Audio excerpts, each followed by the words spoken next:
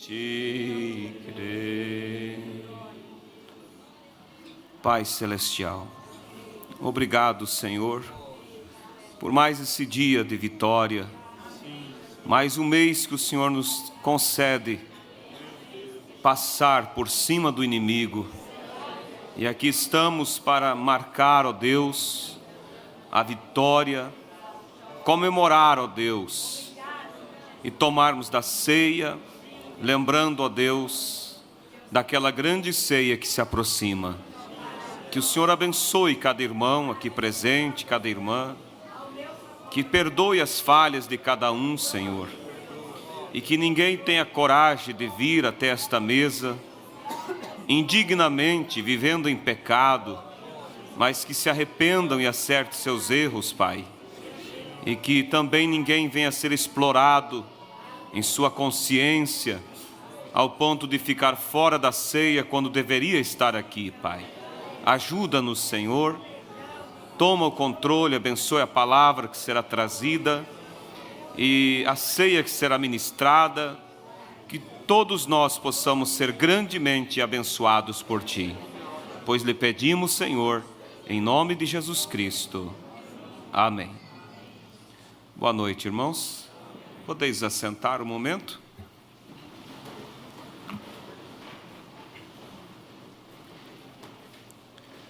Louvado seja Deus. E aqui estamos, né? Com a graça de Deus.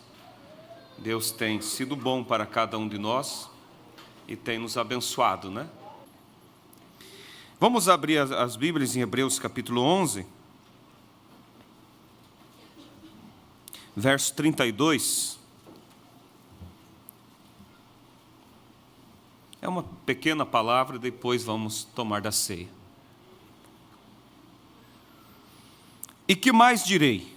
Faltar-me-ia o tempo contando de Gideão, e de Baraque, e de Sansão, e de Jefté, e de Davi, e de Samuel, e dos profetas, os quais pela fé venceram reinos, praticaram a justiça, alcançaram promessas, fecharam as bocas dos leões, apagaram a força do fogo, escaparam do fio da espada, da fraqueza tiraram forças. Isso aqui eu quero que se observe.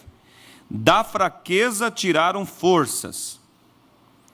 Na batalha se esforçaram, puseram em fuga os exércitos dos estranhos. As mulheres receberam pela ressurreição os seus mortos, uns foram torturados, não aceitando o seu livramento, para alcançar um melhor na ressurreição. E outros experimentaram escárnios e açoites, e até cadeias e prisões. Foram apedrejados, cerrados, tentados, mortos ao fio da espada, andaram vestidos de peles de ovelhas e de cabras, desamparados, aflitos, maltratados, dos quais o mundo não era digno, errantes pelos desertos e montes e pelas covas e cavernas da terra. E todos estes, tendo tido testemunho pela fé, não alcançaram a promessa, provendo Deus alguma coisa melhor a nosso respeito, para que eles, sem nós, não fossem aperfeiçoados. Podeis assentar, Deus abençoe.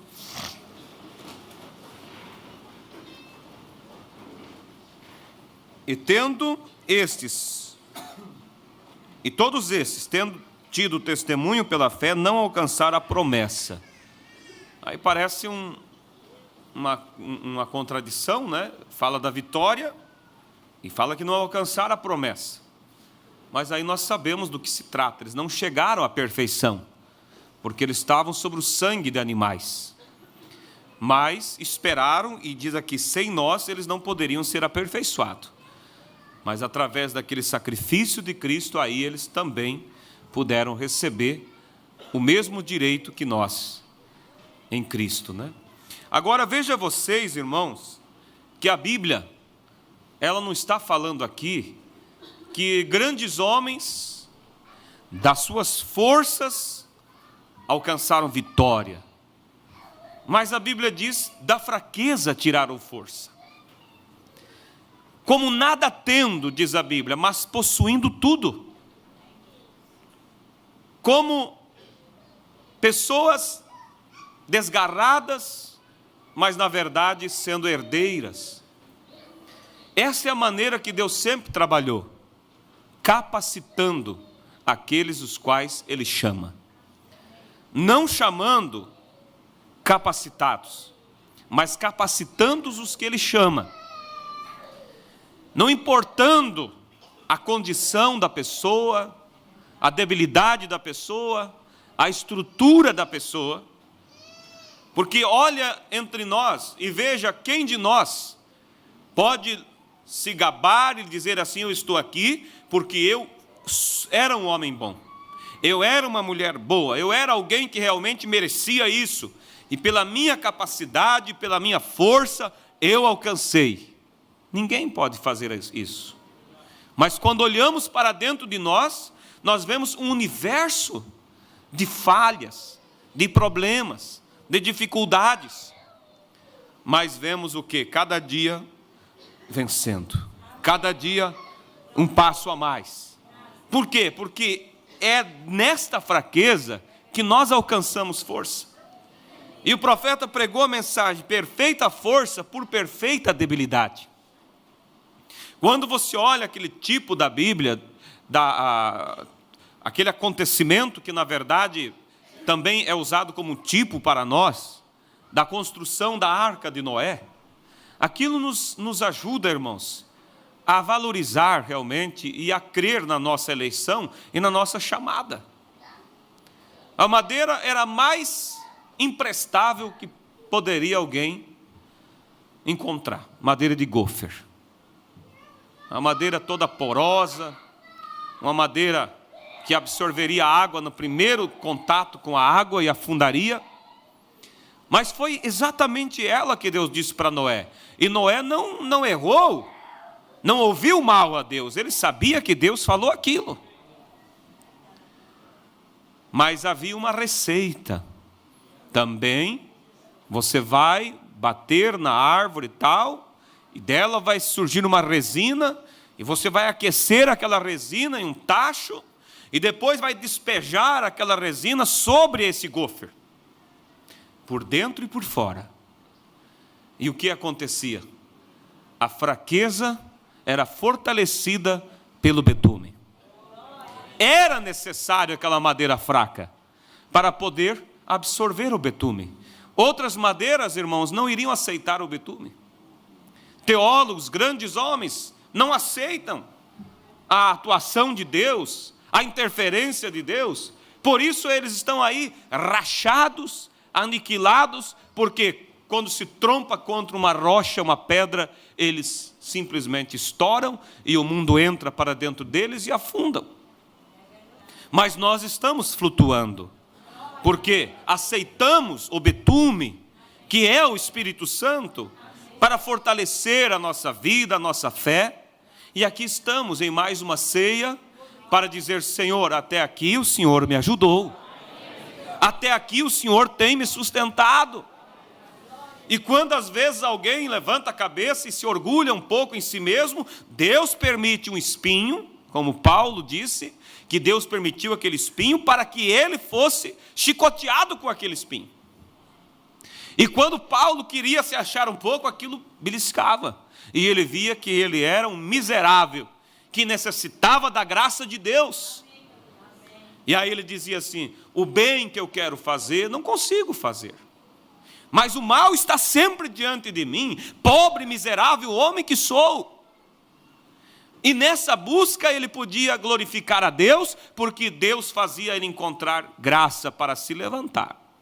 Quando você vai a Tiago, capítulo 5, ali do verso 13 a seguir, sobre a oração pelos enfermos com unção de óleo, você encontra as escrituras dizendo o quê?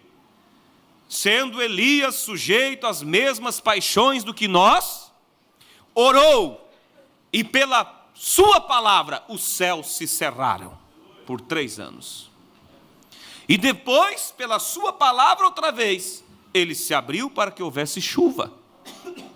Mas eu gosto daquela escritura porque ela diz: Elias, um homem sujeito às mesmas paixões. Ou seja, as mesmas fraquezas tuas, as mesmas fraquezas minhas. Mas ele pôde, por fé, dizer: para, céu, não chova. Aí você vê, irmão, que não depende do que você é, depende do que ele é. E que é a autoridade dele através de você que faz aquela nuvem escura sair da sua vida, sair do seu lar. Porque você sabe, eu estou dependendo dele, eu estou dependendo da graça dele. Eu vou chegar lá, mas não porque eu posso, mas eu vou chegar lá porque ele tem me chamado. E é ele que vai me capacitar. E aí você, irmãos, ontem eu falava em Guatambu sobre encontrar o nosso endereço na Bíblia. Encontrar o endereço na Bíblia é você encontrar as profecias que falam sobre você. E aí quando o inimigo vem, que tenta te acusar e dizer para você que não deve, você não é digno da ceia, você arrebatamento não é para ti. Você sabe, não, é a graça dele em mim. Eu não estou sendo visto por Deus pela minha estrutura, mas ele está vendo através do sangue dele. E ele não vê nada, nenhuma acusação. E a Bíblia diz, Romanos capítulo 8, nenhuma condenação há para aqueles que estão em Cristo Jesus. Em Cristo Jesus. Que não andam segundo a carne, mas segundo o Espírito. Porque também você sabe que você é incapaz, mas também há uma consciência que te deixa tranquila, que você sabe que tu está lutando para viver tudo que você sabe acerca desta mensagem. Porque o crente incrédulo, que o irmão Brana fala na mensagem As Três Classes de Crente, é aquele que ouve a palavra e discorda dela. E faz ao contrário do que ouve, por quê? Porque ele tem sua interpretação e diz, não é assim. Por exemplo, se a Bíblia, o profeta diz em inúmeras mensagens, que nunca um cristão deva pegar cartas de baralho na mão para jogar. A Bíblia diz, o profeta diz ou não diz? Um dia foi feito um levantamento, o pastor Fernando pediu para eu fazer um levantamento sobre esta área, e é inúmeras citações. Agora, como você pode dizer, não, tudo que eu sei eu tenho lutado, se você faz aquilo voluntariamente? Quando a Bíblia diz, profeta diz, melhor, estou citando, profeta diz assim, que uma mulher não deva usar saltos altos. Diz ou não diz? Agora, simplesmente o profeta diz que ela não deve usar salto alto, por que não deve? Será que Deus daria uma ordem só por dizer? Há uma razão. E aí, fizemos aquele levantamento e o profeta diz as razões do porquê. Porque ela tem um caminhar sensual, e aí aquilo leva à cobiça, expõe o seu corpo. Como pode alguém ser um crente correto, concernente às Escrituras, e vai e escolhe aquilo e usa e pronto? Aí eu vejo uma dificuldade nessa pessoa de sentir paz com Deus. Mas quando você sabe, meu Deus, e o pastor te chama e diz, irmão, está errado, e você diz, pastor, graças a Deus, obrigado por me avisar. Eu não percebia que estava errado, mas estou pronto a acertar a minha vida nisso. Esse é aquele que pode realmente dizer assim, eu sou um homem sujeito às mesmas paixões de Elias, mas também sujeito às mesmas grandezas que Deus fez através dele. Porque eu tenho lutado para viver o melhor. Não tenho sido perfeito, mas tenho colocado a minha vida diante de Deus e tentado, e quando tenho tropeçado, tenho levado aquilo ao Senhor, tenho pedido perdão, tenho pedido graça. Aí, irmãos, isso te tranquiliza. E tranquiliza também o pastor, porque o desejo e o esforço, o desgaste dele é levar um povo ao arrebatamento. Há um arrebatamento. E aí você vê as pessoas realmente lutando para obedecer, para colocar aquilo em prática, e traz aquilo que é uma satisfação. Mas o inimigo, irmãos, ele é muito sagaz. Ele nunca deseja ver você no centro, porque o centro é o caminho do Senhor. Os extremos não vêm de Deus. Tanto um extremo como o outro não é Deus. O liberalismo não é Deus e o extremismo não é Deus também. E uma pessoa que está no extremismo, assim que ela dá um passo fora do extremismo, ela pode cair lá no liberalismo de uma hora para outra. Porque é o mesmo espírito que mantém no extremo, é o mesmo que mantém no outro. Entende vocês? Então, o centro é realmente o caminho que Deus quer que nós andem. E o que o diabo faz? Muitas vezes ele tenta empurrar a pessoa para um liberalismo, que nada faz mal, nada tem importância, eu ando como eu quero, faço como eu quero, e Deus não se importa com isso. Esse é um lado. Se não cuida, aí a pessoa não se sente condenada por aquilo que faz. Mas também tem que ter o cuidado que às vezes o inimigo tenta levar a pessoa para um outro extremo. E aí deixa aquela pessoa inquieta o tempo todo, sempre se condenando, sempre se achando indigna. Tudo está errado, tudo parece que Deus está ali com os olhos assim para ver qualquer falha na sua vida. Irmãos, você não deve agir dessa maneira. Deus está em busca de ver as mínimas coisas boas que você faz para te abençoar naquilo. Não ali preocupado para ver a hora que ele pisar fora, eu bato. Não é assim que Deus age. Mas muitas pessoas vivem sofrendo essa pressão de consciência. Parece que sempre estão erradas, nunca estão dignas de chegar diante de Deus, nunca estão dignas de tomar da ceia, nunca estão dignas de fazer uma oração, porque sempre está olhando a sua falta de perfeição. Esse é um outro extremo que Deus não quer que nós esteja. O que você faz? Você sabe que tu não é perfeito, mas você sabe também que a tua imperfeição não é referente à incredulidade, mas é por causa da tua humanidade. Você é humano. Mas você sabe, eu não sou perfeito, mas uma coisa eu tenho dentro de mim. Eu tenho lutado para viver passo a passo aquilo que eu tenho aprendido, e não há demônio no inferno que possa se levantar e dizer, tu não está vivendo isso porque você é o incrédulo referente a isso. Mas Deus sabe o gemido da tua alma para ter aquela vida mais correta, mais certa. Aí você se tranquiliza, porque você sabe, a minha perfeição vem dele, e eu estou lutando com tudo o que eu posso, e a cada dia eu vejo que eu tenho melhorado. Aquela irmã de cor, né, que disse, irmão Brando, eu quero dar um testemunho. O profeta deu a ela o microfone e disse, pois não, irmã. E ela pegou o microfone e disse assim, irmãos, eu quero testemunhar a vocês que eu não sou a pessoa que eu quero ser, e nem sou a pessoa que eu devo ser. Mas uma coisa eu quero testificar à igreja, eu não sou a pessoa que eu era antes. É uma bomba no pé do diabo, não é? É. Você pode dizer, eu não sou o homem que eu quero ser, nem o homem que eu gostaria de ser, mas uma coisa eu posso dizer para todos, que eu não sou o que eu era antes. Eu tenho melhorado, eu tenho me achegado mais a Deus, eu tenho colocado as coisas em ordem, eu tenho orado mais, eu tenho lido as Escrituras, eu tenho estado na casa de Deus. E a minha fraqueza, eu sei que Deus vai penetrar ali aquele betume, o Espírito Santo, e vai fazer daquele ponto mais forte da minha vida. Olha o que diz o profeta na mensagem, perfeita força por perfeita debilidade. Vamos aqui, ó. Olha só, escuta isso aqui. Nós tratamos de fazer escusas com nossas fraquezas. Quantos que fazem? Eu não dou conta mesmo, eu acho que não é comigo.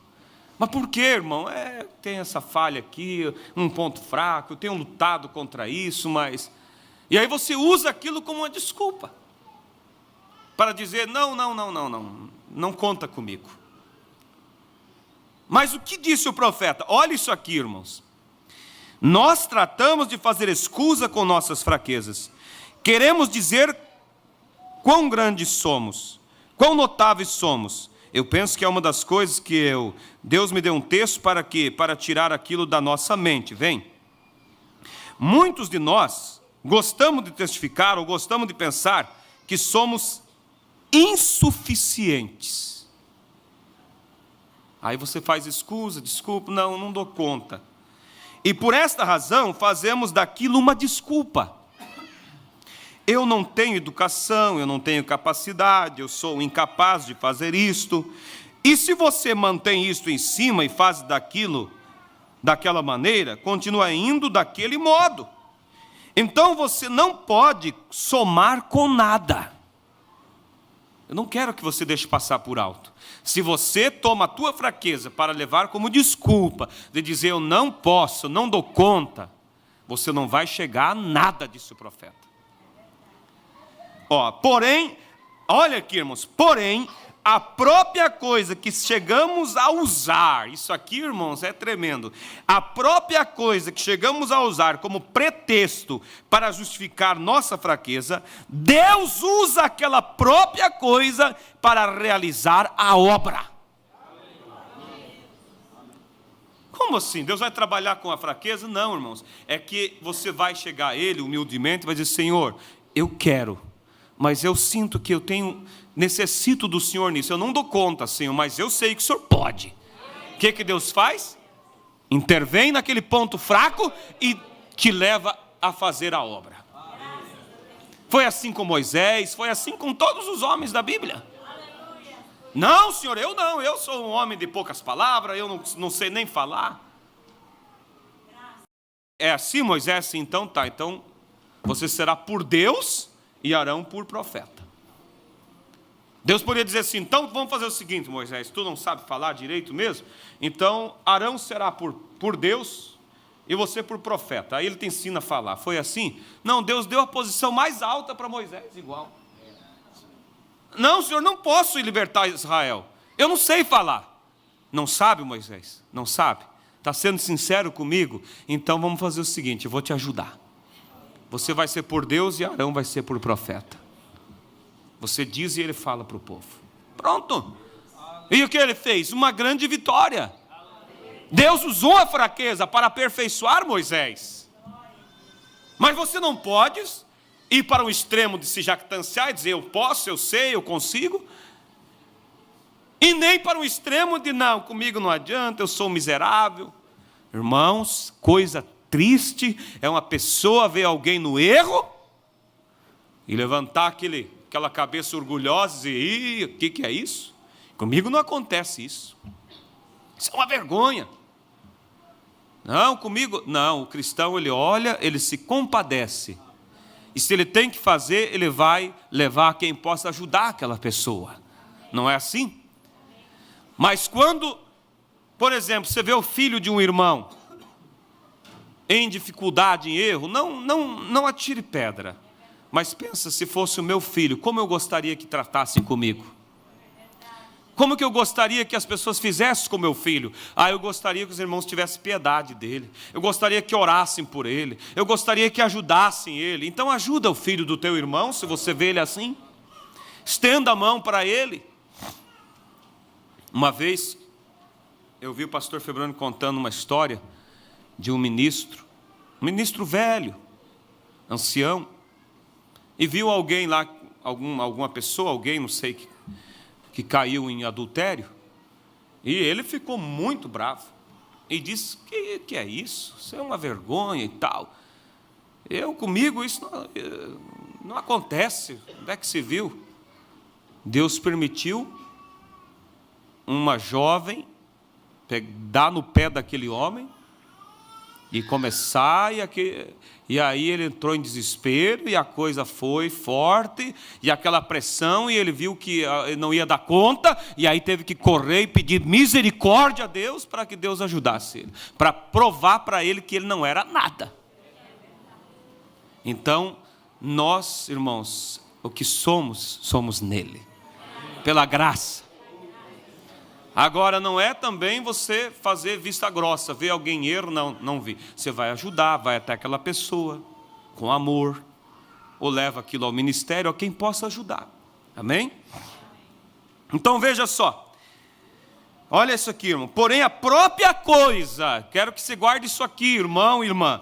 A própria coisa que você, estou usando as minhas palavras aqui, usa como pretexto para justificar a tua fraqueza, Deus usa aquela própria coisa para realizar a obra. Desde que você chegue a Deus, diga: Senhor, não dou conta, mas eu sei que o Senhor pode. Me ajuda, Senhor. Vem, Ele nos espera chegar àquela condição de modo que Ele possa nos usar. Nós não tomamos as desculpas e dizemos: bem, eu não posso fazer isto, sou insuficiente, eu não posso fazer isto. E Deus toma aquela própria coisa para fazer a obra com ela, isto é verdade. Nós nos encontramos bem onde temos estado lendo, que fraquezas e rejeições. E encontramos que aquelas pessoas que são as mais fracas e rejeitadas pelo mundo exterior são os heróis de Deus, os que conquistam a linha da frente. Toma aqueles que sentem indignos. Amém? Você não se sente forte essa noite agora, sabendo que é isso, é essa tua fraqueza que Deus vai usar para te aperfeiçoar? Quando você lançar ela no altar de Deus e: Senhor, eu tenho esse ponto fraco, mas eu sei que o Senhor pode. Eu não vou, Senhor, usar isso como uma desculpa para dizer: eu não vou na igreja, ou eu não vou ajudar, eu não vou, os jovens estão tendo a reunião e tal, mas deixa para aqueles que são fortes, eu vou ficar lá no banco. Não, você não vai usar essa desculpa. Você vai dizer assim: Senhor, eu sou fraco, mas tem uma coisa, Senhor, o Senhor pode me fazer forte. O Senhor pode me usar, eu quero, Senhor, ser usado para poder te adorar. Alguma coisa quero fazer, Senhor, tenha misericórdia de mim. Aleluias. Notem que isto toma o mais fraco e rejeitado e praticamente todo o herói que Deus teve na linha de frente era esse tipo de pessoa. Uma pessoa que era rejeitada, uma pessoa que pensava ser insuficiente, uma pessoa que não tinha nenhuma capacidade. Então aquela pessoa está simplesmente em um bom caráter, logo Deus pode começar a usá-la. São palavras, irmão, que não pode escapar. Uma pessoa incapaz, uma pessoa que não dava conta, mas que estava em bom caráter. Tinha uma fé limpa. Está entendendo? Uma fé limpa. Você crê na palavra, você sabe, é Deus, é Deus. Eu não tenho dado conta, mas isso é a verdade. Eu estou aqui. Me ajuda, Senhor. E o que Deus faz com elas? Correto? E quando elas sentem que não podem, não têm conseguido nada, aí é quando Deus pode tomá-las e fazer algo com elas. Vem? Mas quando estamos pensando que estamos aptos a fazer isto, então Deus não pode nos usar porque estamos querendo fazê-lo por nós mesmos. Quando somos insuficientes, nós mesmos, então estaremos dispostos a nos render ao Espírito de Deus, tão logo pensamos que podemos fazer isto. Então não podemos fazer isso, quando nós pensamos que podemos fazer por nós. Porém, quando chegamos a um ponto onde sabemos que não podemos fazer isto, então nos rendemos a nós mesmos a Deus e Ele o faz. Assim sendo, se somos nós tratando de fazê-lo, falharemos. Mas se simplesmente nos rendemos a nós mesmos a Deus, então Deus não pode falhar. Há somente uma coisa que Deus não pode fazer, e é falhar. Ele pode fazer qualquer outra coisa, menos falhar, mas Ele não pode falhar. Já vamos encerrar. Nenhuma habilidade, não importa quem seja, nunca será útil aos olhos de Deus. Deus tem que tirar de nós todas as nossas habilidades, antes que Ele possa concluir seu propósito. Se Ele toma algo para fazer através de nós, e desde que sentimos que estamos fazendo uma obra razoável daquilo, então nunca estaremos aptos para sermos usados por Deus. Então Deus pode concluir seu propósito enviando, não um reavivamento, mas, irmão, o que Ele precisa fazer primeiro é enviar uma matança, correto? então podemos reviver. Você tem que morrer antes de nascer de novo. E você tem que, ele precisa de uma matança de nós mesmos. Este tabernáculo precisa de uma matança, e eu com ele. Todos nós precisamos de uma matança, de tal modo que possamos reviver em uma nova vida, uma nova oportunidade, uma nova esperança, uma nova experiência. Precisamos primeiro de um dia de lamentação. Amém? Então que Deus possa vivificar, irmãos, isso em nossos corações, e que você possa levantar a cabeça e dizer: tudo posso naquele que me fortalece. Amém? Se há alguém entre nós que tem estado um tanto abalado, e o diabo tem perturbado a sua mente, acusado e mostrado tuas incapacidades, e dito que você já nem deveria nem estar aqui dentro. Você ouviu esta noite: Deus precisa da tua fraqueza para te aperfeiçoar ali. Desde que você tenha um caráter correto e se apresente a Deus com sinceridade e humildade, Ele pode então entrar e fazer daquele teu ponto fraco o mais forte na sua vida. Ele nunca chama capacitados, mas Ele capacita aqueles que Ele chama. E se Ele me chamou, Ele sabia, e eu sei que Ele me chamou. Você sabe que Ele te chamou também? Eu não tenho dúvida nenhuma do meu chamado.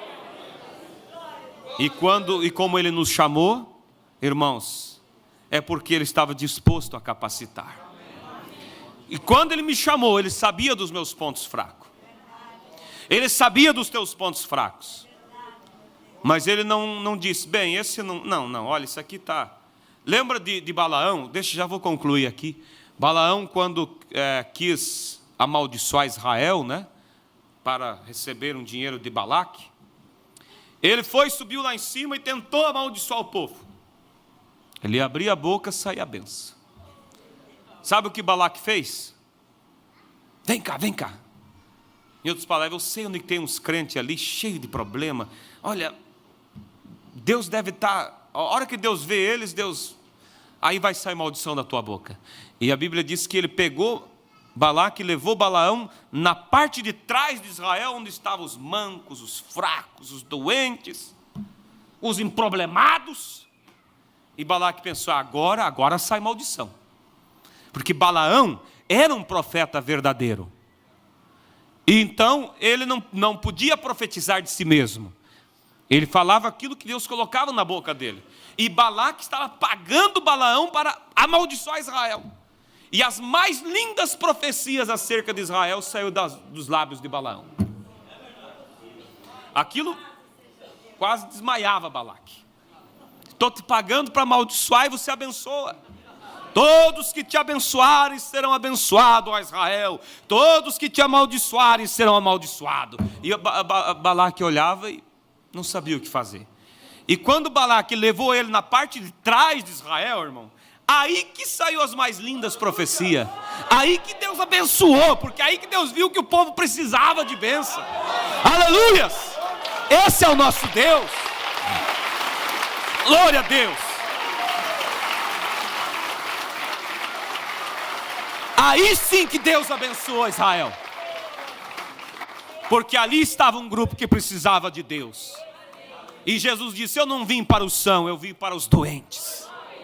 Eu vim para aqueles que precisam. Enquanto Deus olhava através de Balaão, que era o profeta, para aqueles soldados, aqueles homens fortes de Israel, Deus não tinha muito que abençoar, estavam abençoados já. O maior erro de Balaque foi levar lá atrás. Pensou: Deus vai ver aquele grupo de emproblemados lá atrás, amaldiçoar e aí acaba com tudo. Aí as profecias brilharam a favor de Israel. Então, quando você apresenta a Deus a tua fraqueza, com sinceridade, irmão, os lábios de Deus transmitem bênção, vitória, perfeição para você. Mas você admite: Senhor, eu reconheço que tenho sido falho, mas Senhor, reconheço também que fui chamado por Ti e que há um lugar que me espera, e eu não aceito outra coisa a não ser a vitória, Senhor. Capacita-me, ajuda-me, Senhor. Aleluias. Vamos nos colocar de pé. Graças a Deus. É assim, igreja, que Deus espera de você. E se você olhar desta forma, todos os cultos de ceia você estará aqui para tomar da comunhão. E quando, como diz aquele hino, se fizer chamada, eu lá estarei. Amém? Eu lá estarei. Por que eu estarei lá? Porque eu era o melhor? Não, porque Ele foi o melhor na minha vida. Porque Ele aperfeiçoou a minha fraqueza. Leia em casa, vocês que a mensagem perfeita força por perfeita debilidade. Deus está dizendo isso para você ser mais animado. Ande de cabeça erguida. Creia que é a tua fraqueza que vai trazer a glória de Deus e a manifestação dele na sua vida. Pai celestial e eterno Deus, te agradeço pela mensagem desta noite. É pela tua bondade, Pai. É pela tua misericórdia. Não é pela minha capacidade, nada. Mas é porque o Senhor ama esta igreja. E o Senhor está dizendo: meus filhos, eu vos amo. Meus filhos, não se acovardem. Meus filhos, eu estou aqui para vos aperfeiçoar.